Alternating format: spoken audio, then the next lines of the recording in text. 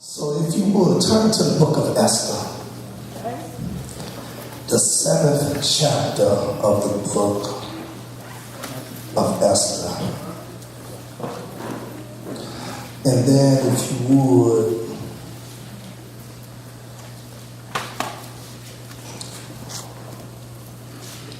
go to the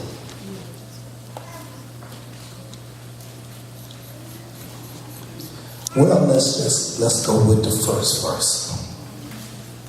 We're going to go down to the 6th verse. The book of Esther.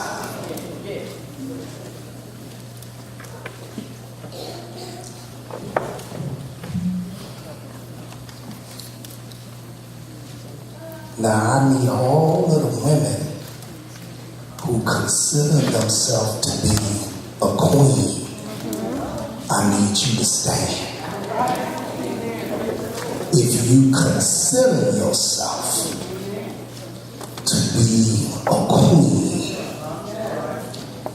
and you worthy of the title queen,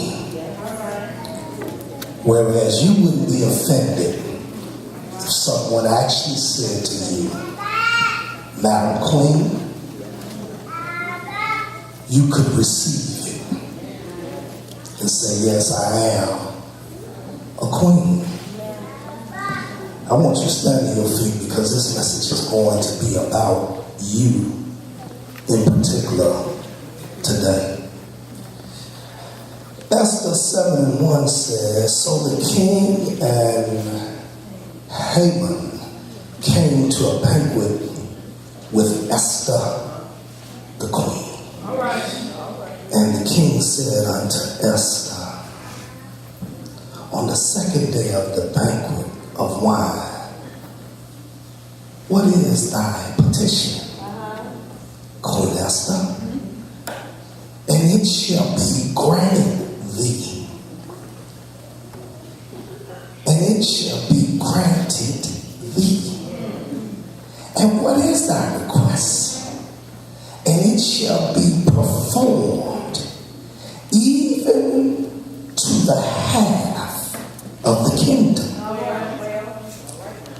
Then Esther the queen answered and said, if I have found favor in thy sight, O king, and if it please the king, let my life be given me and my petition, and my people and my request. Listen like this. For we are sold, I and my people, to be destroyed, to be slain, and to perish. But if we have been sold for bondmen and bondwomen, I had held my tongue, although the enemy could not countervail the king's damage. Then the king Ahasuerus answered and said unto Esther the queen, who is he? And where is he that does presume in his heart to do this thing? And Esther said, the adversary and enemy is this wicked man sitting next to you, Haman. Then Haman was afraid before the king and the queen. And I want to use as a theme, I rise in defense of the queen. Bow your heads if you would. Father, in Jesus' name, let it be all of you and none of me. Shake somebody's hand and say, who will rise in defense of the queen?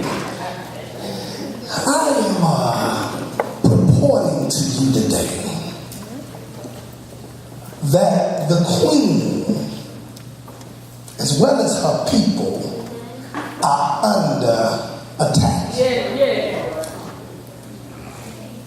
And, well, I can't hold back, so you don't need me trying to hold back. All right. We got a few guests here that may not be used to me. But amen. Come on with it. It is what it is. I can't really sweeten up my stuff with so much. Who will rise in defense of the queen? Now today, for this message, I got to be a little more specific. Come on. Who's going to rise in defense of the black queen? All right. Because the black queen is under attack. And from her physical makeup to her internal organs to her character as a woman is being undermined and attacked on a daily basis. Now, I was listening. She happened to be, like I said, well, this might get a little rough here, but we just got to go where we're going. I was listening to a sister, and she happened to be a Caucasian sister. That don't bother me. I've been taught to love everybody. I don't have a gospel that teaches me to hate nobody. And especially hate them simply because of something they had no power over. Can I get a witness? I mean, you didn't necessarily choose black. Black chose you. Can I get a witness? And there's nothing you can do about it, and there's nothing that they can do about it. But she happened to be a young Caucasian woman, and she put a video together, and the video was why black men love white women. And in the video, she proceeded to explain why white women were a better choice than black women. She took her time with it. She said, because we know how to support the black man. We don't nag him. We make him feel good about himself. And so we back him up in whatever he's trying to do. And they got quiet up in here. So that's why I walked in the wrong church. Where am I at here this morning? There's no message like that. She said, and we have better sex. I said, man, you going after everything. I really didn't expect her to go there. She said, oh yes, you're even better than that. I saw the comments under her little video. And you could hear the anger of black women. They was hitting back at her. Their blood was boiling. And then you had a few brothers jumping in there supporting what was said. Saying to the black women, you're just mad because she told y'all the truth. Somebody said she got her argument from some black man. Now, when I heard this, and I looked at the women trying to defend themselves, I said to myself, as much as black women have went through and suffered for us, Right. you would think they would not have to defend themselves. Amen. Some about your mama. And you as a man is too dumb to realize that your mama just got attacked. And instead of rising to the defense of your mama, your grandmama, your wife, your girlfriend, and your daughter, you say you agree with what she's saying. I said to myself, somebody should rise and defend the queen. Yes. Because before I just get into my text, let me say this. If the black man doesn't have a friend in the black woman, then he has no friends.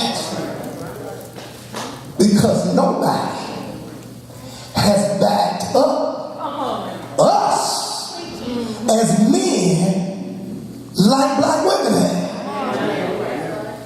I mean, just in truth, because it's kind of quiet in here. Look like y'all don't know what to say. In truth, where would we be if it was not for this black queen? Can I get a witness? I'm just trying to get warmed up here. I'm going to tell you something. Can't nobody talk about mama. Can I get a witness?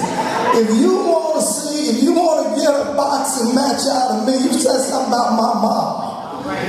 You can't talk about my mama. You can't talk about my grandma. You can't talk about my wife. You can't talk about my daughters. You can't talk about the house that I stayed in for 9 months before I even knew myself. When I didn't know myself, my mama was already taking care of me, supporting me, and feeding me. I lived in a house for 9 months, rent-free, and everything in that house was provided for me by my mama. You can't talk bad about my mama. God designed her and fashioned her in a way that is beyond anybody else's comprehension or understanding. I was born, I got a little hole right here in my stomach where an umbilical cord ran from my mama to me. And inside of that cord was everything I needed to be sustained. And after I came out, my mama was the door that I had to exit out to get into the world. I had to come through my mama. She had to open up and let me out. And if she had to let me out, I'd have died in the womb. And she didn't let me out with ease. She let me out through pain. It almost cost my mama her life to give me life. She went to the doorstep of death so I could live. God put in her breast milk. Can I get witness? And I had a good father, but he didn't have no milk. Can I preach this morning? The relationship with mama is different from the relationship with anybody else in this world. She is designed and fashioned by God to sustain you, to help you, to nurture you. Dr. Ben Yakiman, he never did find God, but he said the closest thing I could get to God is my mama, because when I cried, my mama came. And when I was hungry, my mama fed me. And when I was troubled, my mama counseled me. And when I needed a doctor, when I got sick, my mama nursed me back to health. If she ain't God, she's the closest thing. Closest thing to God that I know of. So who will rise in defense of the queen? Now let me explain something to you about pressure. When you look at the black woman right now, the statistics say she's the most single woman in the world, which means she is alone on a greater percentage than any other woman of any other ethnic group. She is alone. Statistics the most depressed woman of any of the groups. You got alone and you got depression. Now understand what it's like to carry weight. And understand the fact that this woman that we're speaking about carries more weight than any other woman of any other group, because she is the woman that is most likely to be uncovered. And by being uncovered means the responsibility of maintaining and caring for her children and providing and keeping them secure is her primary job. And she doesn't have the luxury of having somebody else who is there to help her think, to help her plan, to offer her protection, to offer her help. Many times it is just her and her babies, and she has to. And she's got daughters and sons. She has to muster up all of the strength to manage the affairs of her children, and sometimes she has to do it without the support of a man. So when it comes to lupus, she's leading. Diabetes, she's leading. Breast cancer, she's leading. Fibroid tumors, leading. Hysterectomies, leading. Bladder removed, leading. She's leading because the weight of the pressure that's on her is straining her and keeping her under stress. And stress will harm every organ in your body. Can I get a witness? Shake somebody's hand and say, let me explain something to you here. A merry heart does good like a medicine, but stress and worry, they rotten the bones. Grab somebody by the hand, grab a queen by the hand, and say, you got to get joy in your life. Whether you're alone or got a crew, you got to find a way to have joy in your life, because Satan is attacking you. He's criticizing you. He's blaming you. He is accusing you. He is threatening you. He is chasing after you. And if you don't get a handle on what's coming at you, he will take you out. But I come this morning to say somebody got to rise in defense of the queen. And let me explain something to all my brothers here. You can't claim manhood unless you protect womanhood, because manhood is predicated on the ability to protect your woman and your children. And so if you can't protect her, then you really can't claim to be no man, because what men do is serve and protect. So if men rise up in the community, then women will have no need to fear, and children will have no need to fear, because the man is on his post, and the man can shut down the foolishness whenever he wakes up.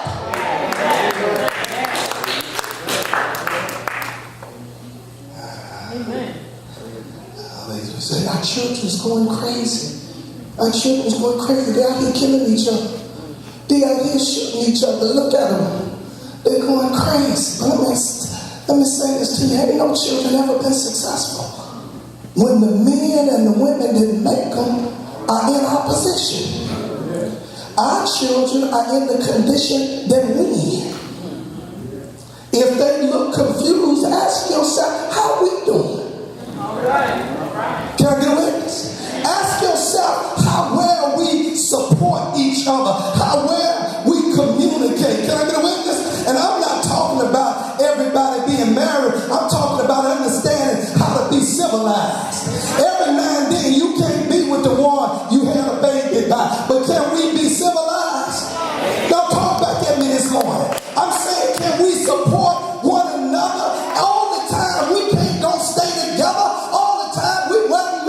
stay together. Truth be told, sometimes the best thing we ever had was the baby we had together. We ain't got nothing else in common. But the point is, can we respect one another when we're standing up and not just when we laying down in the bed? Some of us can get up. I don't know whether I can preach like I want to or not. Some of us can get down and agree with one another in the nighttime. In the dark, we can relate to one another. But when the sun comes up in the morning, the same one we slept with that night, we can't communicate with in the day. Our children are as we are. Shake somebody's hand and say they dysfunctional. So when we don't have the common decency to protect our women, it's the common thing. It ain't supposed to be nothing you got to preach about. Nature. You see the male lion and his pride. Can I talk to y'all later? Can I really tell the truth? The male lion, he usually got more than one wife. I just have to say. The male lion is the one with all that hair. He's a little bit larger than the females. He don't run as fast. He don't do as much hunting. In fact, the female lioness does most of the work.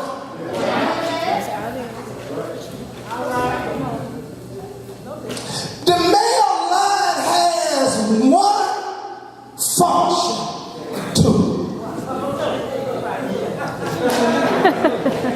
He makes little lions and he protects the pride. The male lion is the one that just comes up. I was asleep. What's going on? She said these hyenas is a mess. The male lion said, you mess with my wife? You mess with my church? Come here. You got to see me now. And nobody wants to see the male lion. Did y'all hear what I'm saying? The male lion, nobody wants to meet him when he's got his head on straight and knows his responsibility is to take care of the women and children. When he's got his head on straight, nobody wants to see him. That's why it's so important for all the gangsters to stay ignorant. It's important for vice lords to stay ignorant, stones to stay ignorant, disciples to stay ignorant, because if they ever wake up and realize what their real function is, which is not to terrorize the community, but to protect the women and the children, once they wake up, the game is over. So keeping them in the dark, putting them in a dumb school, in a dumb church, reading dumb books and listening to dumb music is necessary so that the light never shines in the darkness. Anybody is dangerous if he will tell the male the truth. They don't care nothing about you going to heaven as long as you don't mind living in hell. So if the church stays so heavenly minded that they become no earthly good, you will have no problem from the devil. Talk all you want. Go on and buy your jet airplane. You ain't gonna get no resistance from the devil. Go on and get it. Just gonna talk about teaching young men and young women to be pilots. See, if you wanted to build an airline or a school, an aeronautic school to train your sons and daughters to be pilots, they would resist that. But if you just want one so you can fly around and tell little lollipop stories and stuff, ain't nobody don't care nothing about that. Who will rise in defense of the Queen? When you understand who you are, even when we look at Genesis, and we say, boy, that Eve was a mess. That Eve was a mess. That Eve started everything. But when we read the Bible carefully, you find out Eve was not the mess. When you read it carefully, you find out that it was Adam that was the mess. Because Paul said Adam was not deceived. And it is more honorable to do the wrong thing for the right reasons than to know you're wrong and do the wrong thing, knowing that you're doing the wrong thing. And the Bible says Adam was not deceived. He knew that he should not go in this direction, but he went anyway. And when he messed up, I told y'all before, I'm going to say it again, all he had to say to God was, it was my responsibility. You gave her to me. I should have stood up. I didn't have to eat or partake of the knowledge of good and evil, but I pumped out and I'm sorry. Lord, forgive me. The Queen is innocent. Take my life. That's all he had to say. And the whole world goes in a different direction. But old Park Adam, I should be teaching this one day, just me. Old Park Adam. When the Lord said, what did you do? Listen to what this Paul said. The woman that thou givest me. That's the first Paul move right there. Dig it out. That's the first Paul move right there. The woman that thou givest me, she the one. Come on. He didn't defend the Queen. He gave her up. You know, it's the day that you eat of the fruit, I shall surely die. He was telling God, kill her and let me leave. Go make me another one. He did not defend her. And when we don't have the right knowledge about who God is, what the woman is, the Bible says, I will make her the help meet, the help that is right, the help that is designed for you. I will make man a help meet, because it ain't good that man should be alone. Can I get a witness? And you don't really, brother, want to be alone. You can't really make it alone in truth.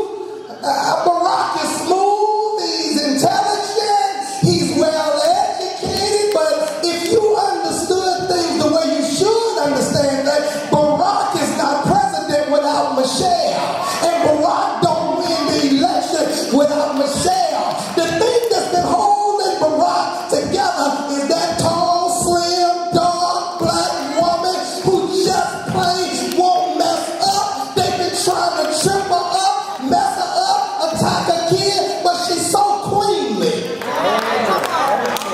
She just stands so queenly. First of all, she's taller than everybody. So they got to look up to her.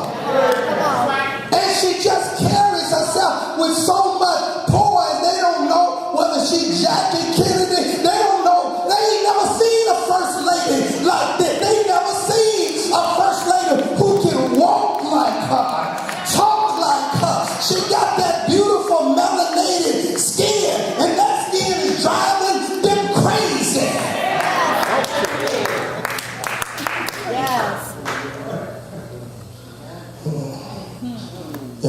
They was trying to ride us so bad.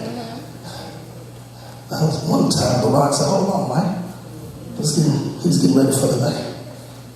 He said, lay off my wife. And the guy said, well, you know, they just like, he said, let me look here. Lay off my wife. Because I've been playing the role for y'all and acting real, you know. But if y'all keep hitting her,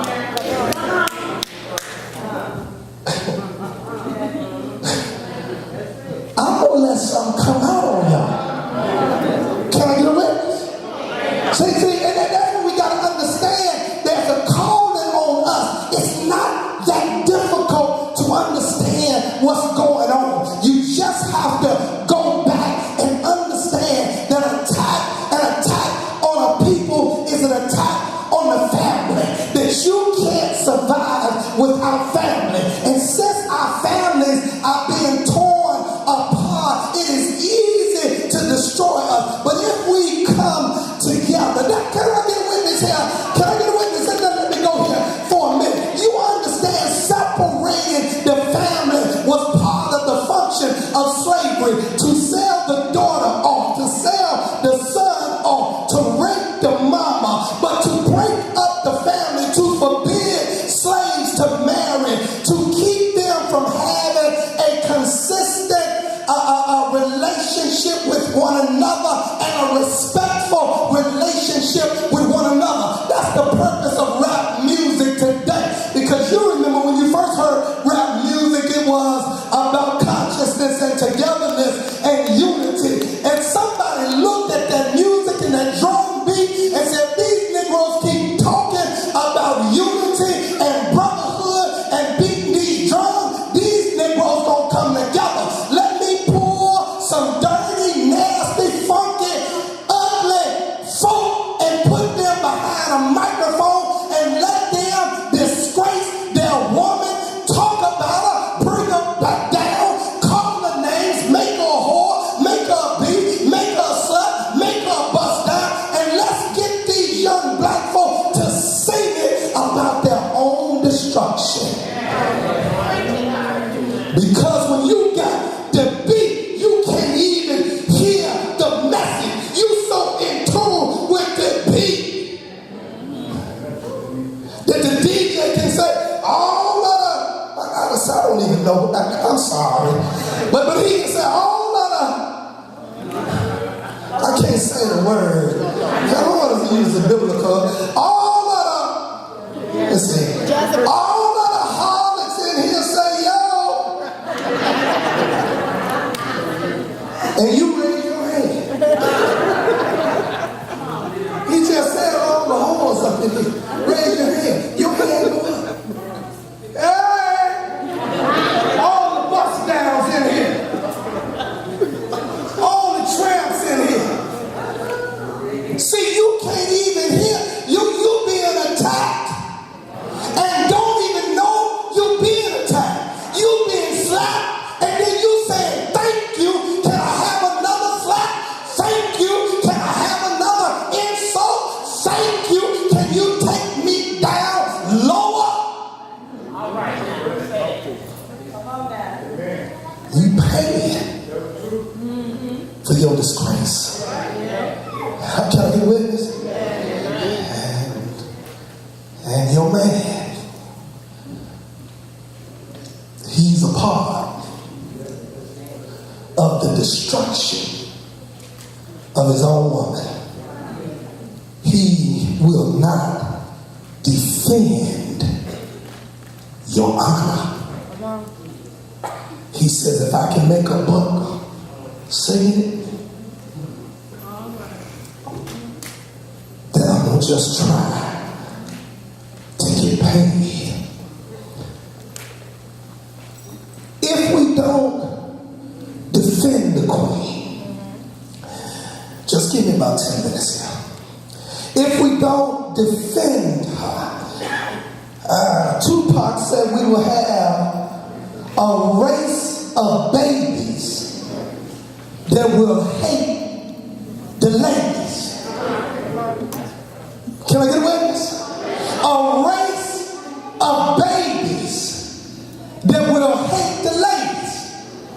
And he said, this Tupac, can I preach Tupac here for a minute? He said, since we all got our name from a woman and our game from a woman, I wonder why we hate our woman, why we rape our women. And if we don't stop doing what we're doing, then we will produce a race of babies that will hate the ladies. But I know it's rough, sister, but keep your head up. Yeah. Come on. So they blew his brains out. Yeah.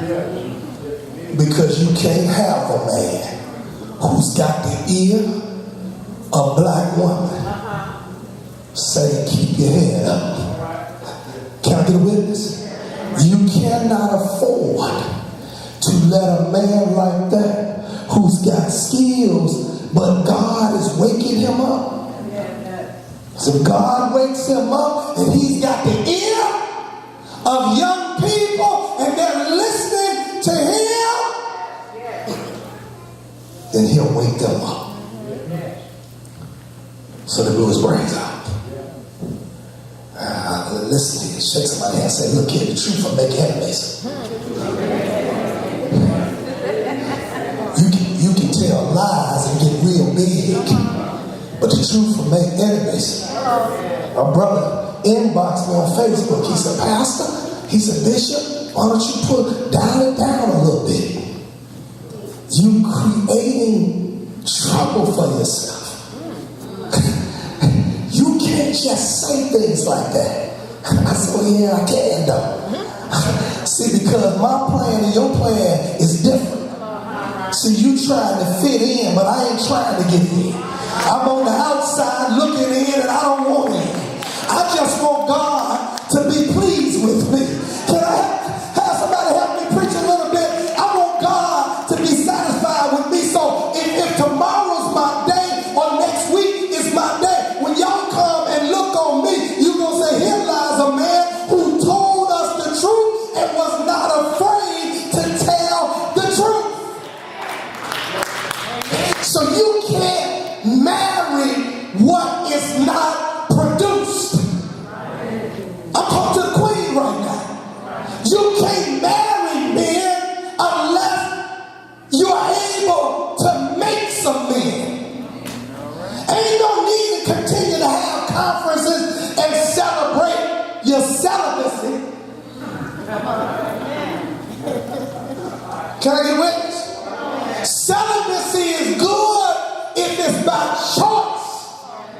But celibacy is not good if it's by force. It's a... Come on. Let's get rough up in here. You can keep remaking yourself all you want. Keep changing your hair and losing weight. Girdling down your stomach. You can keep on reading Think Like a Man and Act Like a Woman and all of these different self-help books while you try to change yourself to make yourself appealing to a man. Let me tell you something. You can't appeal to what don't exist. You can't marry what you can't find. The men are slowly being disassembled right before your eyes.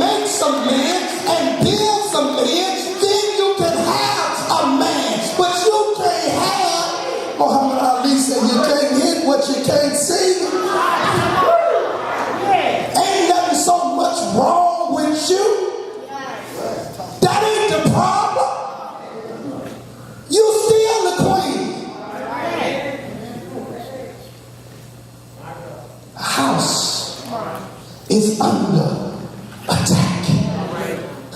Can I get with it? Mr. Lee Daniels, you know, Mr. Empire, Mr. Precious. Can I get with it? He don't have nothing for you. That's right. He's not interested in you. What you got, Lee Daniels don't want. Lee Daniels said he ain't wanted it since he was 5 years old. And he was 5 years old, he said he knew he wanted to be his mama and not his daddy. That's why they're blowing him up. Large. They want that mentality. They want to throw that mentality into our experience, into our culture. And taking some work, man, because it's hard to get it into the African consciousness, the African culture. It's hard to get it on the planet. It's hard to get it in Jamaica. It's hard to get it in the ghetto. There's something genetically wired in us that tells us, I don't care nothing about whether you read the Bible or not. There's something genetically inherent in us telling us that a man was made for a woman and a woman was made for a man. We don't need to read it in no book. Our very nature tells us. When I first saw a woman, I was very young. Hello and good morning. I ain't read no Bible. The lion ain't got no Bible. The elephant ain't got no Bible. The horse ain't got no, ain't none of them had no sex education class. Nature pulls the male and the female together because that's how you create life. And God said, I really want to preach it like I want to preach it. God said that I come that you might have life and have it more abundantly. The first word that God said to Adam and Eve was be fruitful and multiply. Shake somebody's hand and say, that's in your Bible.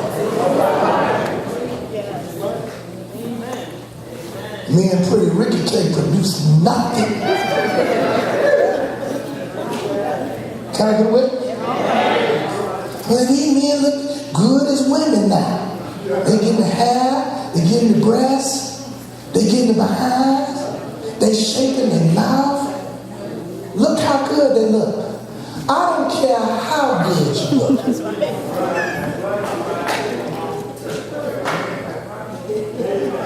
I don't care how surgery, how good surgeons get. If I find out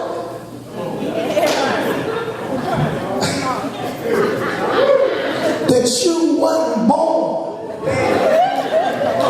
I ain't not talking about what the doctor put on you.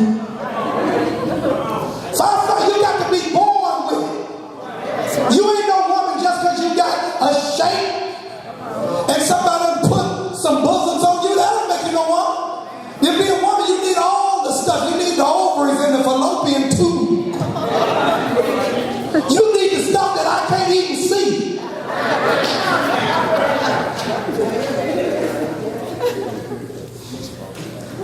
But unless we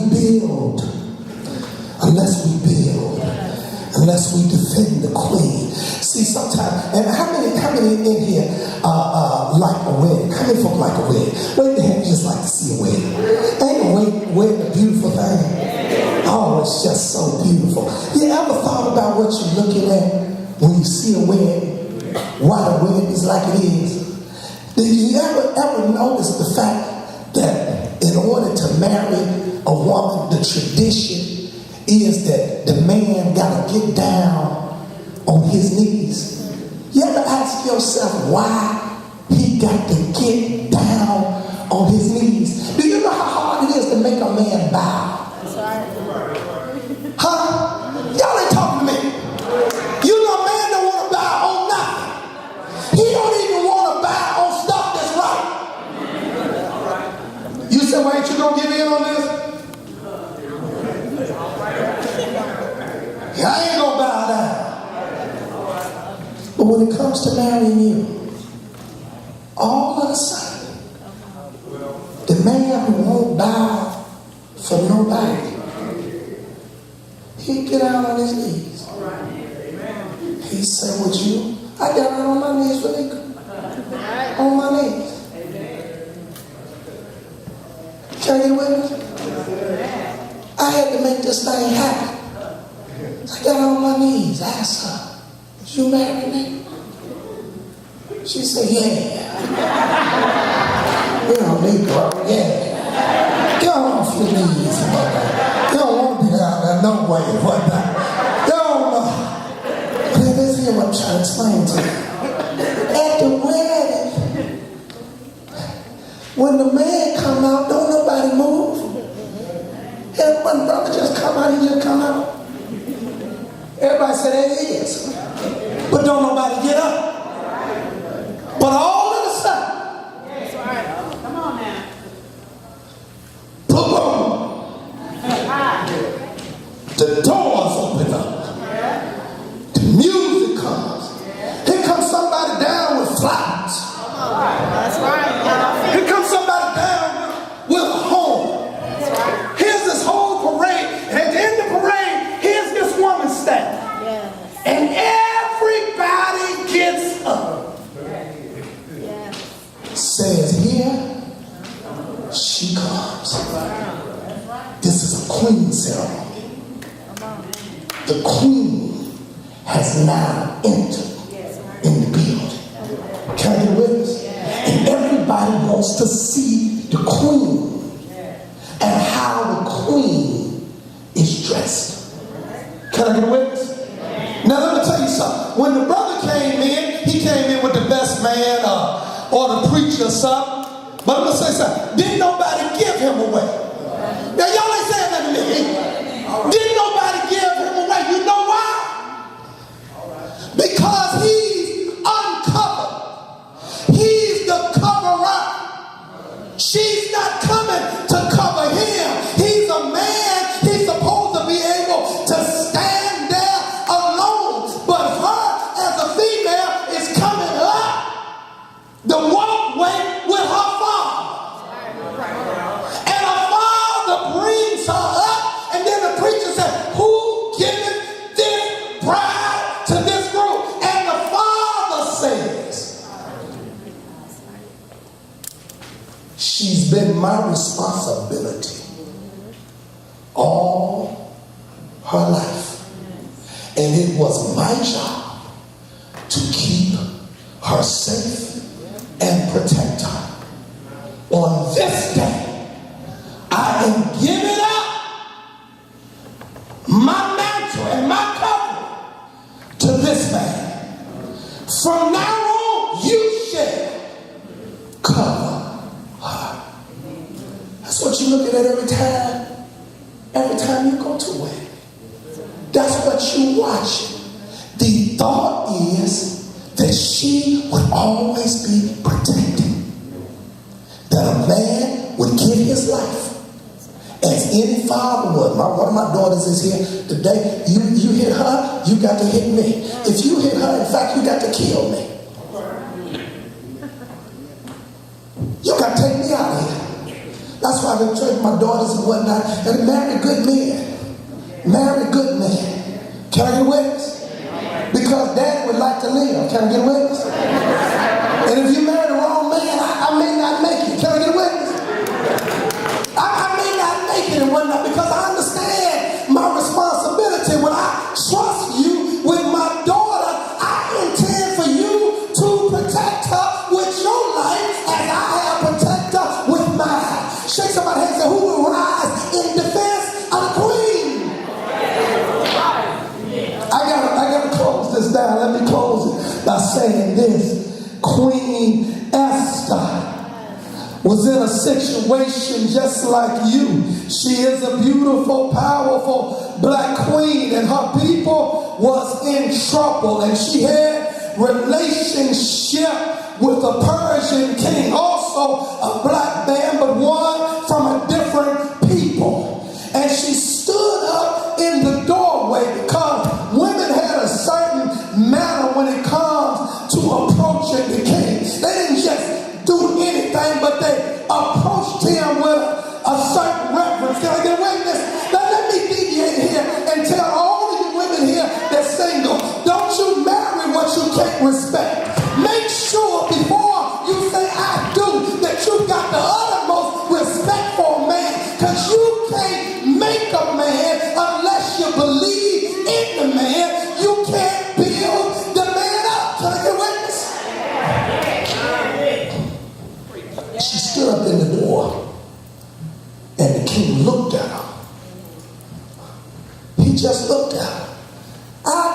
don't know what he saw. But when he saw her, he said, Queen, what do you want? I'll give it to you. Up into half of the kingdom. Just make your request. She said, I want you to come to a banquet I'm going to prepare. I want you to come and I want you to bring Haman with you. He said, that's it, yeah. Went to the banquet. The banquets last 3 and 4 days, 7 days. So the second day of the banquet, he said, baby, Queen, you still ain't asked me for nothing. What's bothering you? All you gotta do is tell me what's troubling you. She said, well, my life is in danger. He said, what? Yes, my life and the life of my people is in danger. Somebody's trying to kill me and kill my people, treating us like slaves, treating us like dogs, binding us together and selling us off. And the king said, who in their right mind would ever presume to do something to my queen? And Esther said, it's your boy. It's your right hand man, Haman, is working to destroy me and my family. The king is so mad that he walked away from the table. And the queen went in her room. Haman was so scared, he ran behind the queen so that he could beg her to call her husband off. And he fell down on the bed on his knees. And right about that time, the king came back in the bedroom. And Haman is laying on the bed. So the king says, now you gonna try to rape my wife? You done really lost your mind. And then, you always got some smart sister that's real close. She said, King, he built some gallows to hang Esther and her people. They 50 feet high. The king said to his boys, snatch him and hang him. The trap that he set for her, he is going to hang in that same place. So what I'm trying to say to you, sister, is you need to understand that you're the queen. And you need to hold your head up and not hold your head down.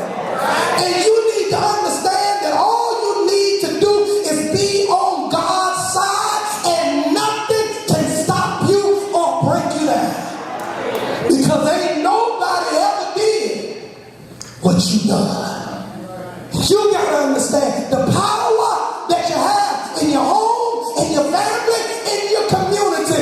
And when Jeremiah got in a jail, he said, send for the weeping women and